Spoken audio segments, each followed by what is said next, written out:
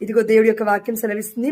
యోహాను సువార్త 10వ అధ్యాయము 16వ వచనములో, ఈ గొర్రెల దొడ్డికి చెందని వేరే గొర్రెలను నాకు కలవు, వానిని కూడా నేను తోడుకొని రావలేను, అవి నా స్వరమును ఆలకించును.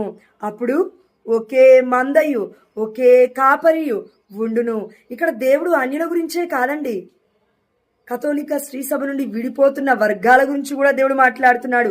అదేంటంటే, ఇదిగో నాకు చెందని వేరే గొర్రెలున్నాయి, నేను చెప్పిన ఆజ్ఞకి లోబడని గొర్రెలున్నాయి, వారు తిరిగి వస్తారు. అప్పుడు ఒకే గొర్రెల కాపరి, ఒకే మంద ఉంటుంది అని దేవుడి యొక్క వాక్యం క్లియర్గా సెలవిస్తూ ఉంది.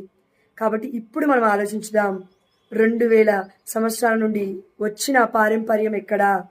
500 సంవత్సరాల ముందు విడగొట్టబడిన వర్గాలైనా మరి ఈనాడు కొన్ని ప్రొటెస్టెంట్ సంఘాలు ఎక్కడ? దయచేసి మనం ఆలోచించాలి. ఎందుకంటే ఇది మనుషులకి విరుద్ధం కాదండి, వర్గాలకి విరుద్ధం కాదు, దేవుడి యొక్క వాక్యానికి అనుగుణంగా పరిశుద్ధమైన గ్రంథము, పరిశుద్ధాత్మ ప్రేరణ చొప్పున ఇది మనకి అర్థం అవ్వాలి. సత్యము మనల్ని స్వతంత్రుని చేస్తుంది, ఇది సత్యము అని నొక్కి వక్కానిస్తూ దేవుడి యొక్క వాక్యమే సెలవిస్తూ ఉంది. ఆమేన్, హల్లెలూయా. సత్యమైన కన్న తల్లి అయిన కథోలిక శ్రీ సభలోనే మనం ఉందాం.